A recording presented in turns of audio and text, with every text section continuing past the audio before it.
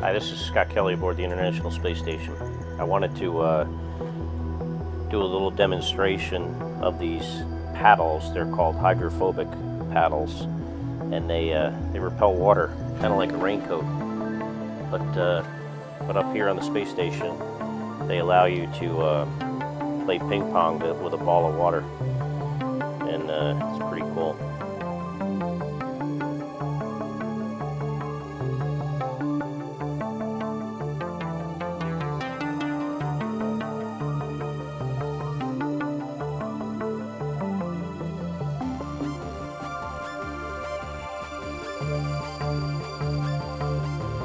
Neat stuff.